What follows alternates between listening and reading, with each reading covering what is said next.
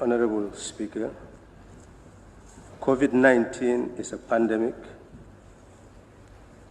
As we sit here, we are told that over 80,000 people in the United States are dead because of the virus, more than those who died in the Vietnam War. As the slogan used to go during HIV/AIDS, we are either infected or affected. So it is significant that we undertook to hold this session by virtue of the demands of our times and circumstances. Honorable Speaker, we were informed by the state that a state of public emergency exists and is health emergency. And under Section 35, the state is empowered to rely on an act, and the act exists, to be able to make regulations, implement the regulations in order to address the pandemic. And we were approached by the state to extend the state of public emergency from the 26th of March for 90 days. We gave them 45 days. In those 45 days, the state has the power to make regulations, but we are informed that the regulations must be affirmed by this National Assembly. We are empowered to extend, and the state under Section 34(3) has authority to revoke what it has proclaimed. And this National Assembly also has power to revoke any resolution we pass. Here you have the separation of powers, having responsibility to guard the interests of the people. We are discussing about the Gambian people and their interests, how to safeguard it. That is the focus. That is why the state came with regulations. 4 of them when we sat in April, and an additional one after our sitting. When we gave the 45 days, we also passed a motion to set up a committee, a special select committee, that will have some of the following functions: ensure the implementation by the executive of the state of public emergency within the remits of the law. Ensure that government provides the necessary mechanism for the implementation of the regulations. Of course, maybe we exceeded the bounds of what is reasonable under those circumstances, because that is what we cannot ensure. Maybe we would have chosen other phrases to be able to describe what we could do. But essentially, what we intended to do is to create a committee that will serve as oversight and be able to follow up the process of implementation and report back to us after receiving the facts. In essence, we created a fact-finding mission that would be able to advise the National Assembly if there is need for the revocation or further extension of the state of emergency or for its extension. So essentially, we are given a report by the committee. We are told that the regulations were designed to combat the illness and defeat it. To do so, we need tools. And three fundamental tools are required. You need instruments. Those are the regulations. You need institutions. We'll see what the committee say about them. And you need normative practices that will lead to the change of mindsets so that we are able to serve the people by guiding them collectively towards what is essentially our common destiny being safeguarded. Honorable Speaker, if we look at the regulations, we will see that the committee was assigned the responsibility to accompany the executive in ensuring that these regulations are implemented. These regulations are required by the Constitution to be reasonable and justifiable. So that is one assessment that would have to be done to gauge whether these regulations are fit for purpose. The Essential Commodities Regulation powers was designed to carry out or to ensure that we preserve essential commodities being available: rice, maize, millet, flour, sugar, milk, bread, chicken, and on and on. All these are supposed to be available to ensure that they are here. They are essential. We need them. They should be available. And to ensure that they are available at reasonable prices, it also creates an element of price control. And to prevent price control being abused, it bars hoarding of the goods. It ensures that even rationing could be implemented to prevent one person buying bulk and making others to lose. So the regulation prohibited export so that the goods will be available. And to create an institution that will ensure implementation, it creates the Essential Commodities Control Committee. And that committee is supposed to supervise the enforcement of the regulation. So it creates a committee. The Solicitor General is part of the committee, Director General State Intelligence part of the committee, Inspector General of Police, the Commissioner General, Gambia Revenue Authority, the Chief Executive Officer, Gambia Chamber of Commerce, the Executive Secretary, Gambia Competition and Consumer Protection Commission, the President, Consumer Protection Consortium of the Gambia. So essentially, these are people who should monitor this regulation on a day-to-day basis so that it will be implemented as stipulated. So one would expect then that our committee will be able to meet this particular committee to find out what the challenges were and how they sought to address them. I have not seen that in the report.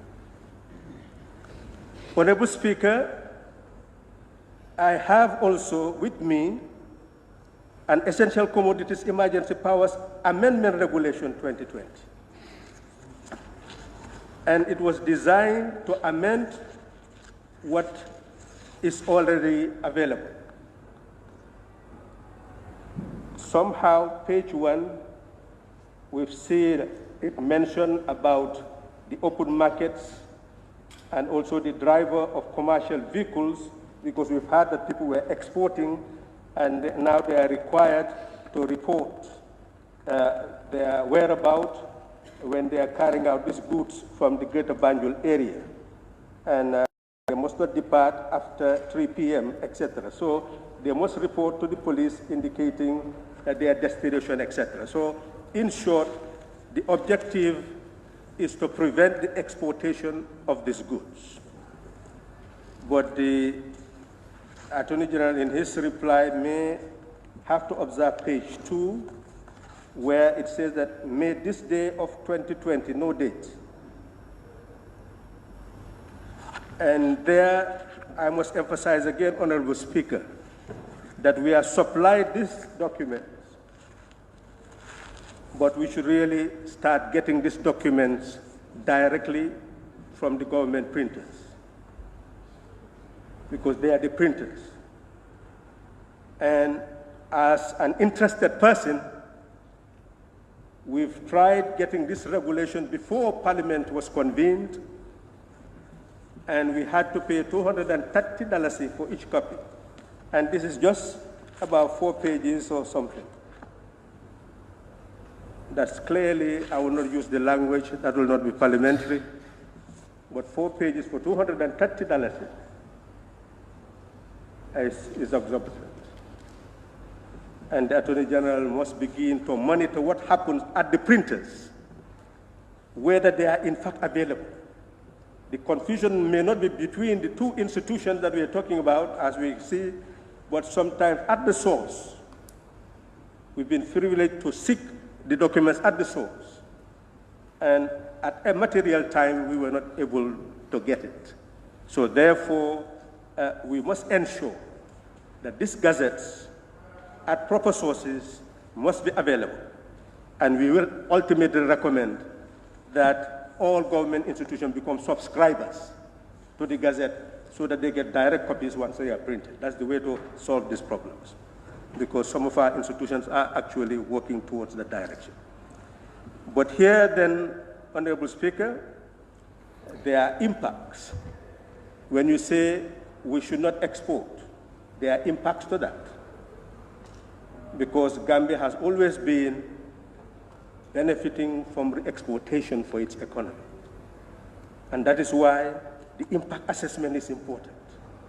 That this committee that is established is not only securing that essential commodities are available, but what is the impact of not exporting in the economy when we rely basically on the export trade for importation of quite a lot of goods and therefore for access to revenue. Honorable Speaker, number 2, there is the closure and restriction of non-essential public places emergency powers regulation. This regulation seeks to close bars, gymnasiums, museums, nightclubs, etc., etc., etc. It also goes to restrict booze to 5 people, maintaining social distancing. It restricts public gathering in restaurants, so that the restaurants, at least you buy takeaway and maintain social distancing. It restricts public gathering in supermarkets so that there'll be social distancing. Saloons and barbershops, and essentially that is the objective.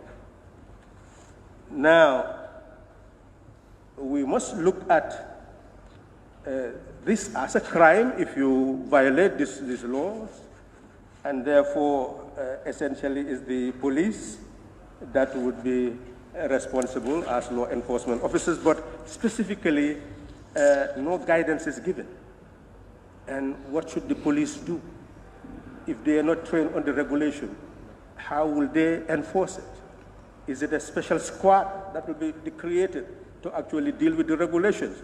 Well, essentially, if enforcement is a problem, then there is some element that we need to inject, that is the institutions that we can rely on to be able to handle the problem.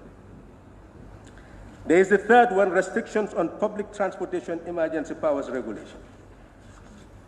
This was designed to ensure that social distancing is maintained, what I call safe spacing, maintained in the transports, and they should not carry more than half of what they are licensed to carry, and ensure that if it is a vehicle with 4 passengers, that it carries only 3.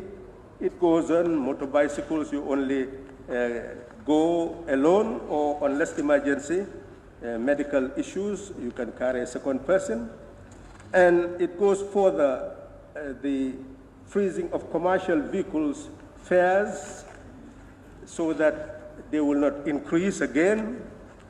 And it creates a machinery that the public garages and stations and transport offices, that the local government authorities of every region shall ensure that the public garages and car parks are cleansed and disinfected at least twice a day, and have hand washing facilities available in all the areas, in those areas.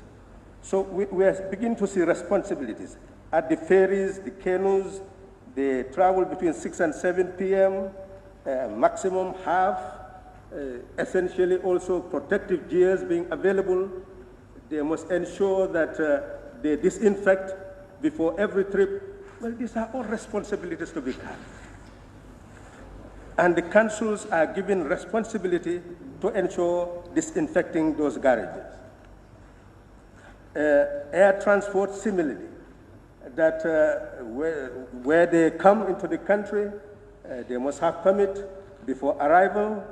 They must, if it is a medical cargo, they must be quarantined before departure. The airport and health authorities must be provided with hand sanitizers, hand washing, and protective materials.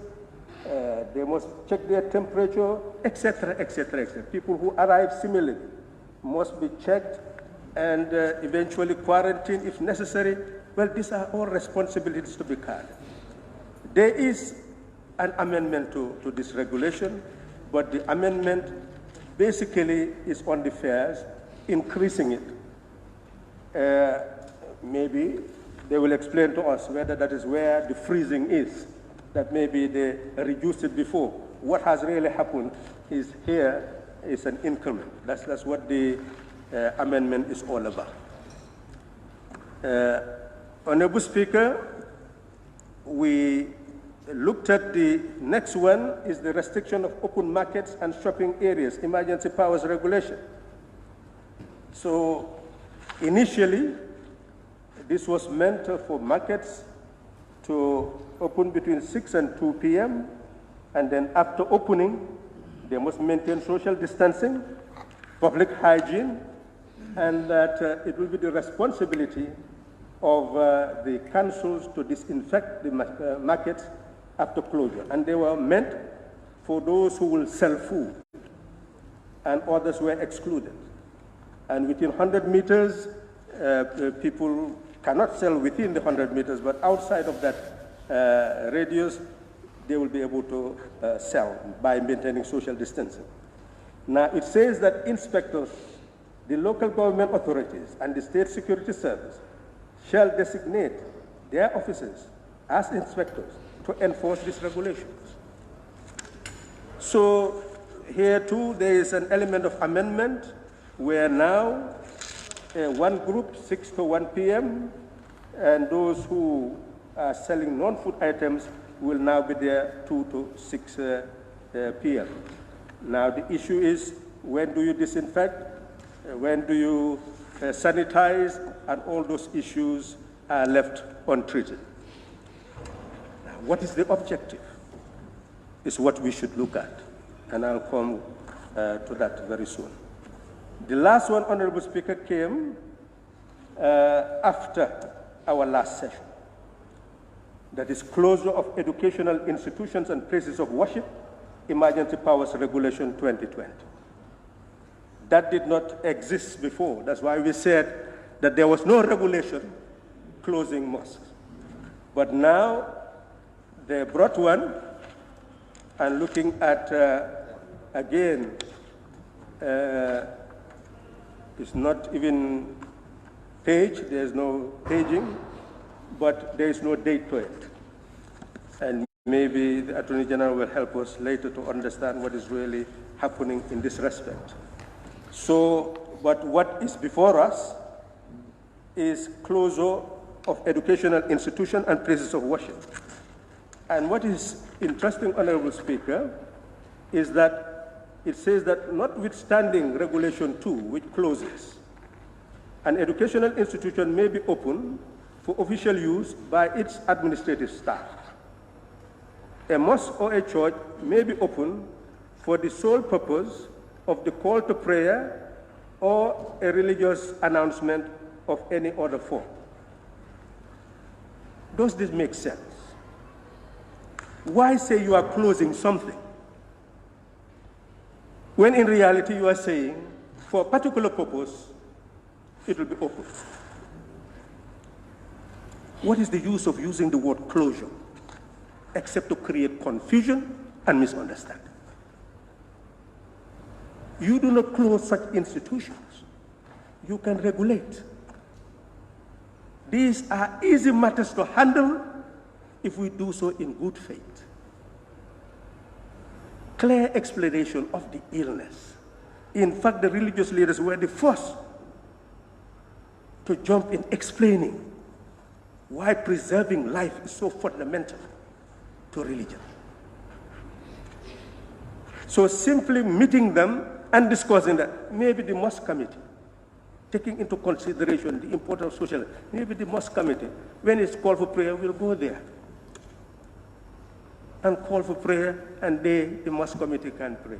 So that you will not say that the mosque is closed, so that you will not say the church is closed. The key, the clergy, can handle that responsibility. They become the custodian of their mosque, custodian of their churches, and explain to their own people why this pandemic needs to be fought. What is so difficult? And we raised this, Honorable Speaker, when we had this session, that be imaginative, be creative, because the objective is to get the people to take ownership. If they don't take ownership, you will not succeed. And they don't want to die. But there's so much confusion that they have no direction. So therefore, what we put as law must not be something that is so disgusting to a person that the person will feel. When you say, I've closed a mosque, what does that mean to the person? You will say that this is a draconian legislation. So what is important, Honorable Speaker, this must go. Nothing about closure mentioned when it comes to such institution. It should be regulation, some restriction that is reasonable. And then to explain what form of restriction, as has been said, you discuss with those who are the custodians so that you reach an understanding why that is being done. Honorable Speaker, the regulation constitutes the instruments that our committee should have really focused on to monitor how they are being implemented, the challenges of their implementation. If there are institutional gaps, the institution that should be created to do so. If there are financial gaps, the finances that were required. If there are material gaps, the material, because you need human resources, financial resources, material resources to be able to deal with any pandemic. So, Honorable Speaker, the committee has done its best, and our duty is to add value to the work we have started. The work we have started is to realize that it's not only the executive that has the responsibility of saving lives, but this National Assembly has the obligation to save lives. And we are competing with each other. And we should show that we are firmer, in fact, in our principles and in our objectives in ensuring that the lives of our people are not compromised. And that was the purpose of setting up such a committee to monitor the implementation of the regulations. Honorable Speaker, the committee has done the work of meeting ministries, meeting some organizations like the Gambia Chamber of Commerce, the Hotel Association, visiting markets, garages, border points, with the objective of collecting facts. If we look at the facts, we will see that it informs us of what the gaps are. And I will want to deal with those gaps so that we'll go to the recommendations. Honorable Speaker, the key institution in fighting COVID-19 is the Ministry of Health. At page 9, the committee explains the core institution that has been established to lead the fight, and that is the National Public Health Emergency Committee. The committee has identified that it has earmarked certain responsibilities to be carried out. And to do so, it emphasizes that they have created a special project account, and that is open at the central bank. How much is in that account? What money is in that account? Well, our committee needs to provide us so that we understand what this account is out to do and whether it has the financial wherewithal to be able to carry it out. But what they have identified as a source of finance is 500 million earmarked by the government. And this is supposed to go to the Ministry of Health, but they also emphasize that it will not only cover health issues, it also may cover certain other matters. So they have indicated that the GCCI has provided 20 million, and they're supposed to build a 600 patient or 600 bed, I guess. If they say accommodate 600 patients, which means a 600 bed hospital in Sukuta. But the project does not come from funds raised by the ministry. So it means that this 20 million is just from the GCCI. When is this project going to be completed? When will the beds be available? That is really the question, because we're dealing with an emergency. And from them, the statistics are already quoted. I don't need to go back into that. We know that we are faced with a crisis situation. Can you imagine 181,000 people being infected, and they all live in a family setting? Who is left in the Gambia? All of us will be infected. So the more, I believe people have heard that one worker infected 500 people in Ghana by working in a particular company. So it means that one person can infect 500 people. So this can spread like wildfire. And therefore, it is important that we take that into consideration, and they have highlighted the dangers. If we ignore it, we do so at our own peril. The dangers are clearly highlighted by those who are specialists. They are our medical practitioners. If you are ill, you go to them. If you are ill, you go to them. What authority do you have to question their judgment? We have no authority, no moral authority, no legal authority to question their judgment. We can only assess their actions based on results. So, Honorable Speaker, they have told us the institution that is important in that sense, and one would wonder at page 31, they continue to highlight the health dimension in the fight against COVID-19. Speaking to the Minister of Health, they have seen the issues of equipment that are necessary. According to them, they have all the thermometers, 500, and they have others that they have ordered. In a way, they are justifying that they have the equipment necessary. So it is for them to indicate what they need. And when we look at the results, the impact assessment, well, we'll see whether the equipments that they have are serving the purpose for which they intend. The issue of their staff not being properly remunerated is clearly addressed at page 32. They are saying they give them 500, or there's 300, or there's 200. Are they satisfied with that? What queries, and this is a day, what queries do they have? We need to know. We need to deal with the staff to be able to gather the information that is necessary. So in the area of health, we've seen a machinery created, an institution, but is that institution adequate? And I hope they will come and educate us. They are the one who told us, Honorable Speaker, that the illness, by being exogenous, had to be controlled from the borders. And that the first stage is screening. And they told us that mass testing, that is important.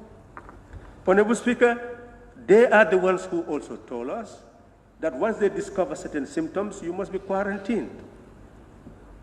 You must be taken to a place and kept there. We have seen the amount of money that is now being paid in the addendum to the hotels. That I don't need to go into that. We all have the document. You can see that they are being quarantined in hotels. And millions are being paid to maintain them. Catering has to be done. Millions are being paid for catering. Is that sustainable? So don't you see the need that we must move toward the preventive dimension? Because if we move further and further into quarantining, the more expenditure, and at the end of the day, that is not sustainable. So it is important, therefore, we look at that. Their own line of thinking is that you move from screening and actually observatory to take you to quarantine you so that they can observe you. If they discover, then they treat you. Now, the treatment centers, we have seen MRC telling us that they have 42 beds, so that I can speed up the process. And that in Keneba, I believe they have 10. And another place is like MRC is preparing itself for those number of beds. But what do we have? Sukuta? And which other quarantine center, which other treatment center? I don't want to mention. These are the things that we need to have. And the places where people are being treated, their location. I don't want to get into that substance. I'm sure we should be able to get into that. What facility have we provided from the Ministry of Health to be able to do the treatment, the actual curing of the person? That is very significant. So, to conclude the health sector, Honorable Speaker, we had talked about an interministerial task force, because you are talking about finance, you're talking about environment, you're talking about the border, etc. All these people must constantly, not only at the level of a task force of officers under a WHO and a minister, but Maybe it exists. We need to get that information so that they'll be able to sit down and look at these issues. Before regulations, they will be able to consult. Then we will not come and one institution say, I don't even know about the regulation. Who consulted who? And how can there be that without that proper consultation at that high level? So that is fundamental in our recommendation. If it does not exist, it should exist. Because the right hand must know what the left hand is doing. Otherwise, you cannot have complementarity in action. Honorable Speaker, they have looked at institutions like trade. The committee wanted to know whether essential goods would not fall short of our needs. And we have seen the ministry talking about 37,000 tons, eventually dropping to 23,000 tons. I'm now quoting statistics offhand because I don't want to go ahead and continue looking. So if I have any error in that, you can rectify it. But essentially that huge drop, and they could only attribute it that some exportation was taking place. So it is important then to look at who the importers are, because you control the stock. And how will your stock miss? So it is essential to be able to have regulation in being able to deal with those stocks to ensure that that exportation does not take place in the first place. Honorable Speaker, it has also indicated the need to look at locally what is available. Have they actually examined whether there are stocks of rice in the country that people have produced, stocks of foods in the country that people have produced, that there is need for internal assessment of what is available locally, and if need be, purchase those ones in the localities before we start importing and say we are distributing. Some people may have stock of this food at the local level, which we can purchase at the local level. So it is important then that an impact assessment is done at that particular level also. Honorable Speaker, there is the Ministry of Tourism indicating the drop anticipated in the tourist industry. And the losses that are anticipated, 6.7 billion, that's not an ordinary sum, which is going to affect the hotels, the restaurants, the lodges. Is going to affect every sector of the tourism. They're talking about 100,000 young people being laid of work. 100,000 young people being laid off work. So this is not an ordinary problem. Honorable Speaker, we look at the issue of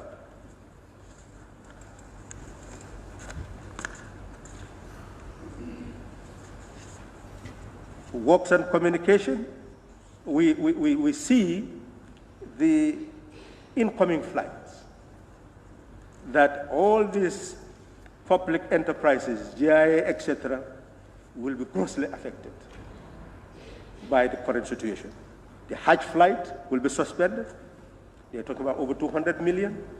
So essentially, we're talking about an impact assessment of millions that are going to be lost.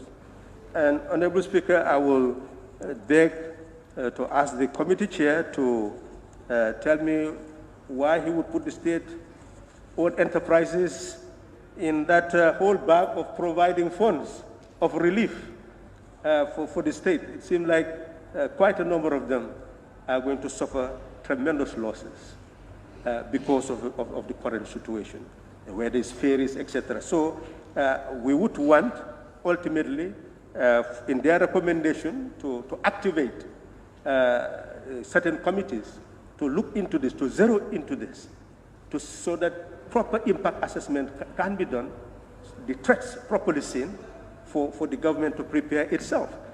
You've seen the Minister of Finance, I'll come to them, indicating that the 35 million that had been given in terms of dealing with the state-owned enterprises, at least is being converted in some way to be able to deal with COVID-19. So these are issues that we need to look at concretely in terms of the short, medium, and long-term impact on the economy and on those institutions and their survival.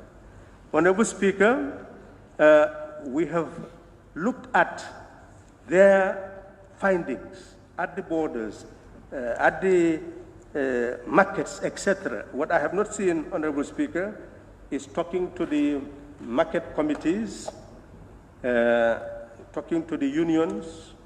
I've seen the Gambia Chamber of Commerce. I don't want to accuse the committee of being business bias and not workers focus, but I see absence in that really the unions, where there's motor drivers, etc., all these people should have been contacted to be able to understand the impact. And consumer societies, all these people need to be contacted to see the impact on all sectors of society. Honorable Speaker, the key institution that can facilitate the success of the fight is the Minister of Finance. And page 6 of the report tells us what the ministry has actually been doing. At page 6, the Minister of Finance revealed that 500 million pledged to the Minister of Health, 172 million had already been paid, that 100 million out of the 172 was added to the grant approved by the World Bank towards the procurement of ambulance and so on and so forth, all equivalent to 12 billion. So essentially, it is important to see exactly the resource base of COVID-19. And we hope that ultimately we will put all the resources together. First and foremost, we've heard from the Health Committee indicating the special fund that is created. We need to look at this issue of special funds. We have also seen your report, especially the addendum, and it is very clear. For me, that was my major concern, and we thank the committee that that element is now very clear. We are only told that there is environment, but how did they get the 500 million? And what is clear from what they have received, the memo they received, the committee received from the ministry, is that the Office of the President had environment on travel of 20 million. PMO training, 70 million. National Audit Office travel, 16 million. Minister of Health, 50 million on consultancy. Centralized services, that is 150 million. Minister of Environment, OMVG, 100 million. OVP, about 2 million. So the National Assembly, PMO, 1 million. National Assembly, 4 million, that is travel. Judiciary, 2 million. PSC, 1 million. Tourism, 1 million. Justice, 1 million. Minister of Finance and Economic Affairs, 2 million. We have agriculture, 2 million. Trade, 1 million. Health, 2 million. Environment, 1 million. MOSI, 500,000. Fisheries, 1.5 million. Mohas, 1 million. Maxwell, 500,000. Health, 70 million. So in essence, that is 500 million. So we are being told that that's where the environment actually comes. And let's look at Section 29 of the Public Finance Act in terms of environment to see whether what has happened is actually the right thing that should happen and what lessons could we draw from it. Section 29 provides 3 foundations, 3 pillars for environment. Subsection 2, Section 4 states that there can be environment among expenditure items of a budgetary agency, which means you have a budgetary agency, a ministry, National Assembly, these are all budgetary agencies. So you can have environment of items of budget within a budgetary agency, so it goes from one to the other. Or among budgetary agencies under the same supervising department, you have a department, 3 departments under a ministry. Well, it's the same budgetary agency, so you can have environment between the funds of those departments. But among budgetary agencies, by the approval of the minister, in consultation with the vote controller of budget agencies. So what has actually happened here is environment across budgetary agencies. And if the minister had consulted with the board controllers, it is perfectly in order. But if the minister has not done that, then the minister should accept that there has been oversight, and then this assembly should be assured that as long as the Public Finance Act exists, that will be respected, from henceforth. But essentially, we must look at what has also been said by the Minister of Finance. They've indicated that in terms of the funds that they have received from the World Bank, that is actually given to the central, and that when it's given to the central bank, then in reality, the central bank will actually lend to the ministry, and in that sense, they have no authority to control what the central bank does. That is how it is put here. I would like the minister eventually to really explain the rapid credit facility. There must have been some form of agreement between the IMF and the government, whether it was 20th century, 19th century, 18th century, but there must have been an agreement. And it is only the existence of that agreement, that parent agreement, that should be able to ensure such development in terms of funds going into an account and being utilized without coming to the National Assembly. So we would the minister to search for that parent agreement so that we ultimately know from which provision that this particular practice is emerging from. Without that, then we have to sit down and really look at the practice and then make sure that the practice is fit for purpose. That is the purpose of the exercise, Honorable Speaker, that we are here to look at COVID-19 from the perspective of the national interest. As it stands, our committee has made recommendations, and I will propose that we take this report, not as the final report, if the committee chairs and members agree, but as a preliminary report, which should be beefed up by the briefing of all the elements that are here, so that a seasoned recommendation, a robust recommendation could be made that will come in the form of a resolution that the National Assembly will adopt. This is important that we now have the facts.